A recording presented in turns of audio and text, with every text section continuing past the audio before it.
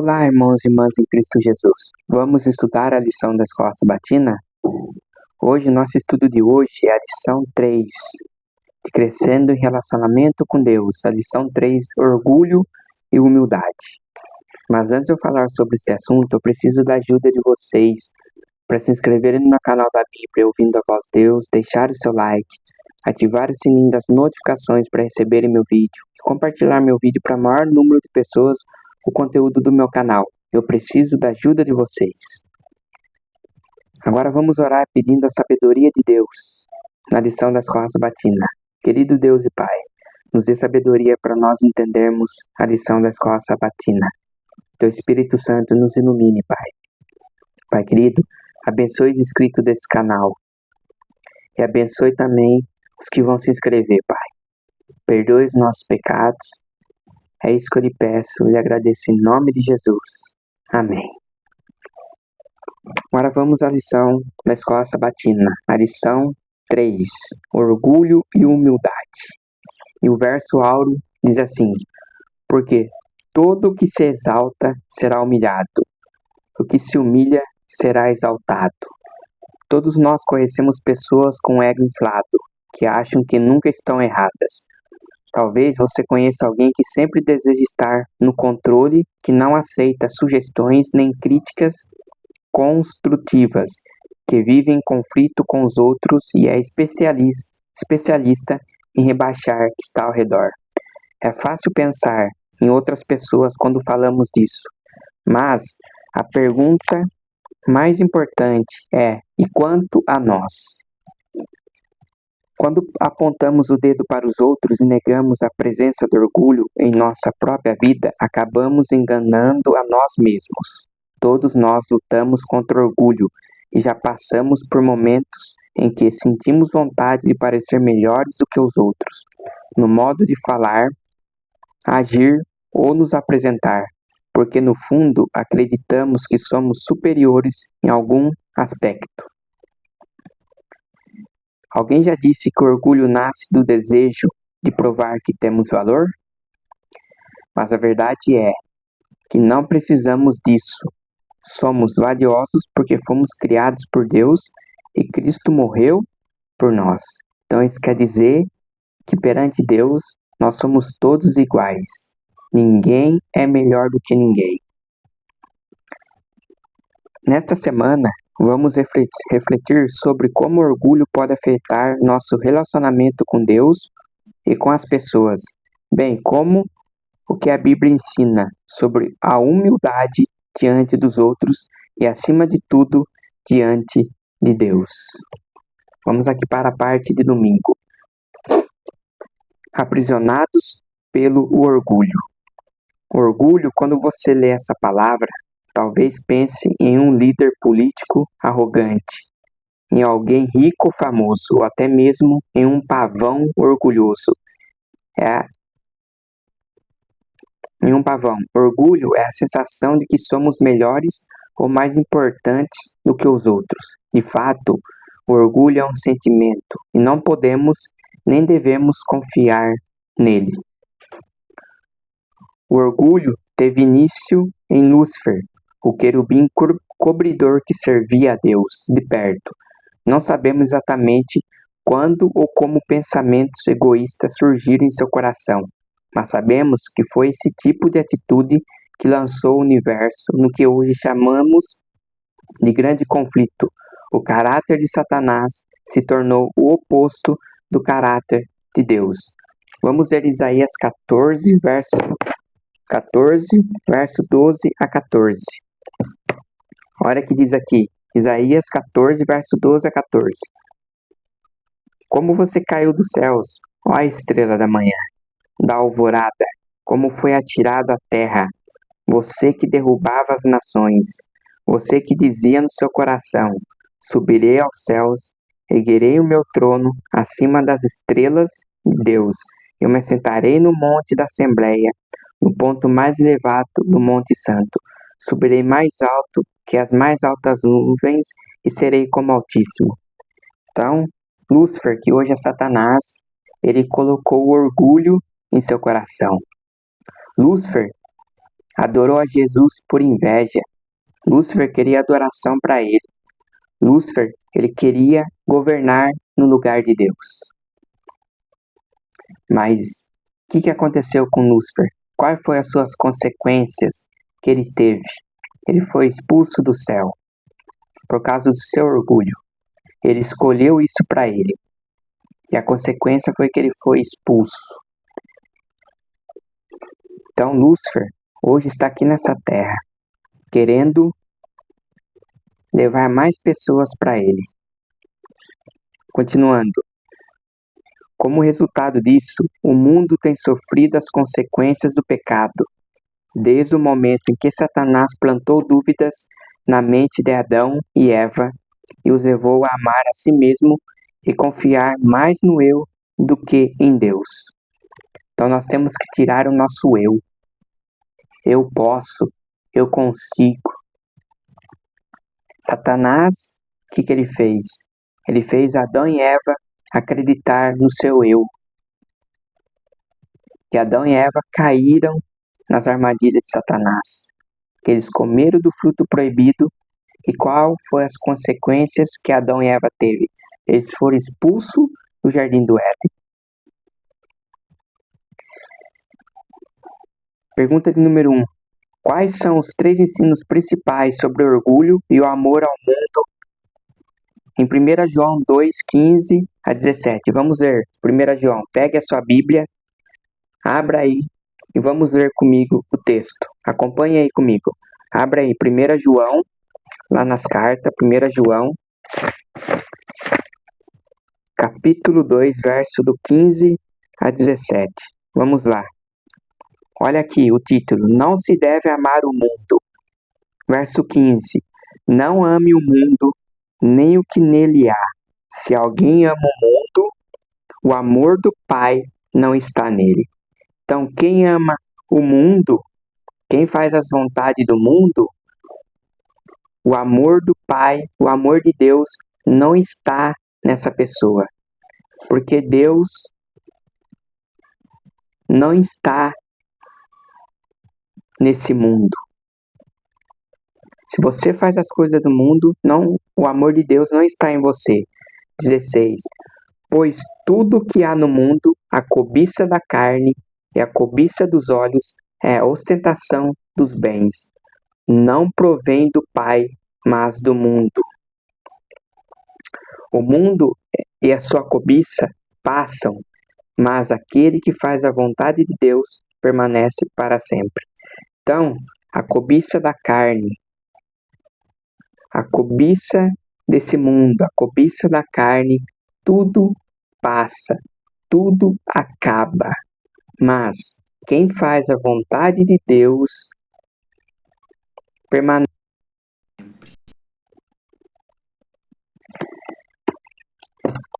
O orgulho pode ter um lado positivo, talvez não no sentido mais comum da palavra. Às vezes usamos esse termo como um tom afetuoso ao expressar admiração pelas conquistas de alguém.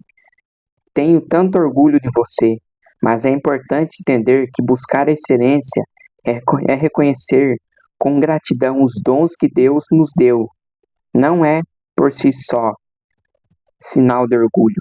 Além disso, a Bíblia fala de uma forma saudável, de amor próprio. Pense no mandamento citado por Jesus em Marcos 12:31. Ame o seu próximo como você ama a si mesmo. Mas esse tipo de amor sempre é altruísta. Também não é orgulhoso reconhecer que temos a presença de Deus em nossa vida e vivemos com um propósito claro. O problema começa quando deixamos de atribuir a Deus a glória por tudo que Ele realiza em nossa vida. Por isso precisamos nos lembrar sempre de que nossos bens, talentos e conquista não definem o nosso valor. Nosso mérito sempre vem de Deus. Porque tudo que temos, até mesmo aquilo que pode nos tentar ao orgulho, vem unicamente dele. Então tudo vem de Deus. Parte de segunda-feira. Conheça a si mesmo. 2 homens foram à igreja para orar. Um deles, respeitado líder da comunidade, colocou-se à frente antes que o culto começasse, para que todos pudessem vê-lo.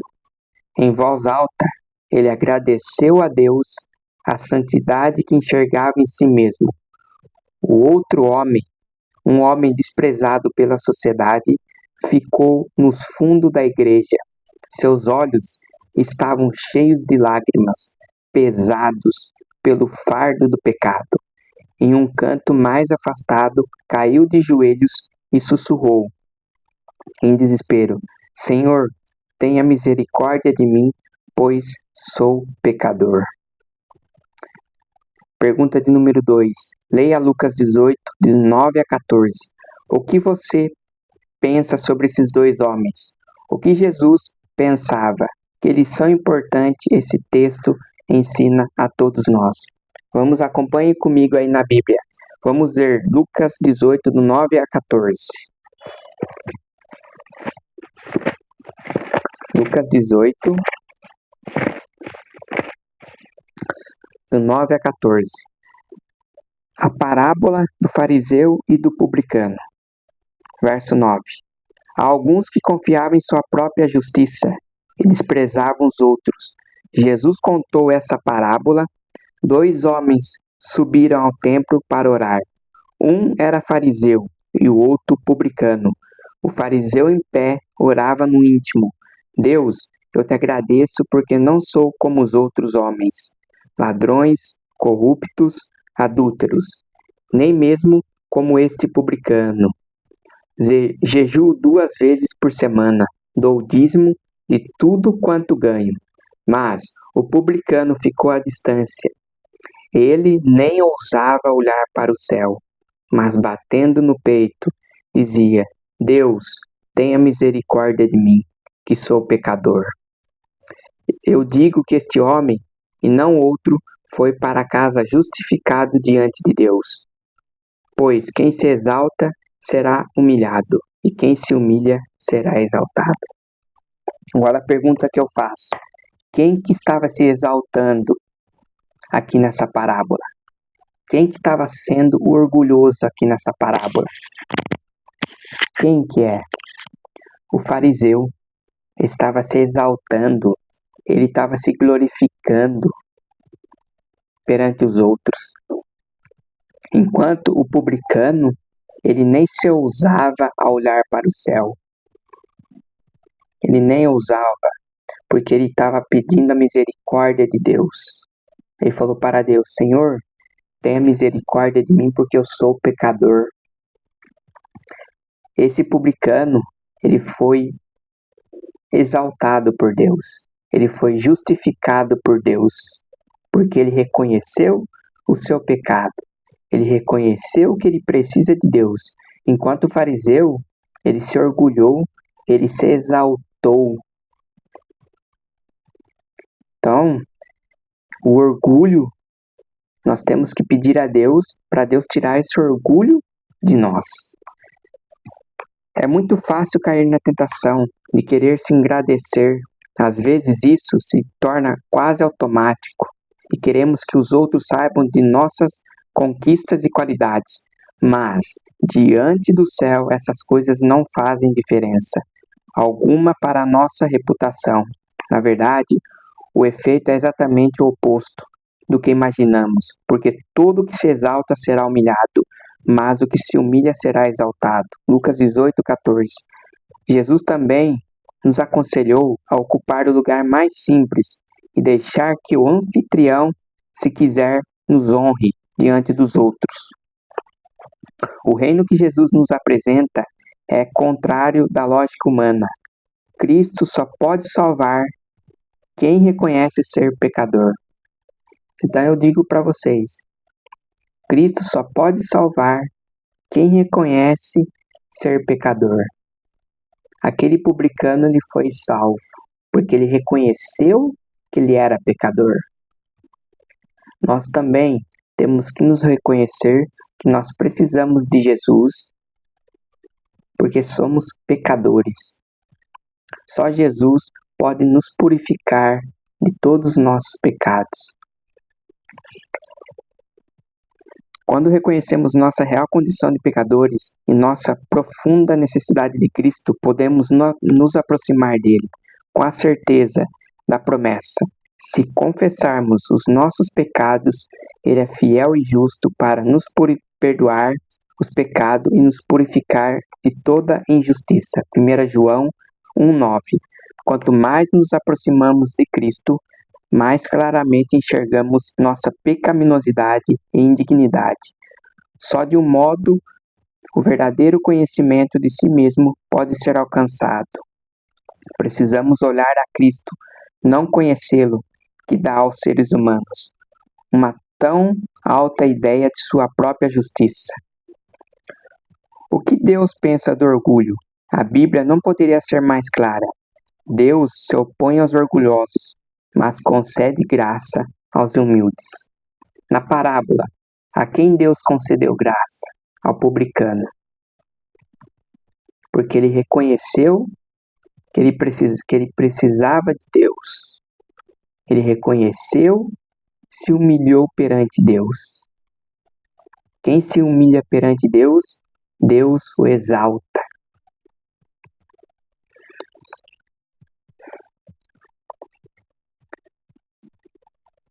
Primeira Pedro 5,5, que Deus concede graça aos humildes.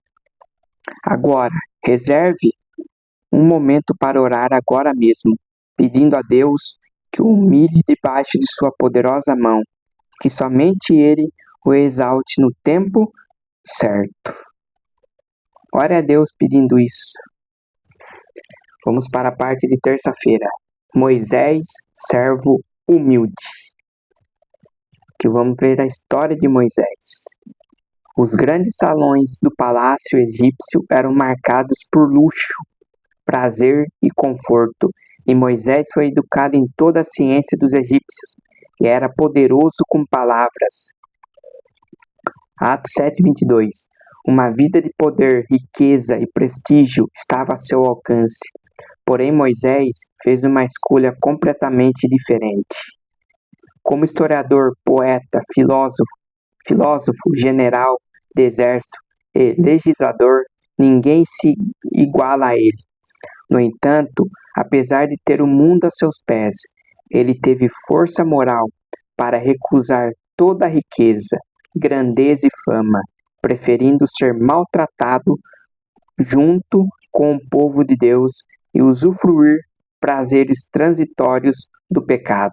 Ellen White, Patriarcas e Profetas, página 205. Pergunta de número 3. Por que Moisés escolheu seguir um caminho diferente e muito mais humilde? Hebreus 11, dos versos 24 a 26. Abra aí a sua Bíblia comigo. Vamos ler Hebreus 11, capítulo 11, verso 24 a 26. Pega aí a sua Bíblia, vamos abrir Hebreus capítulo 11. E os versos 24 a 26. Começando aqui, ó. Pela fé, Moisés, já adulto, recusou ser chamado filho da filha do faraó.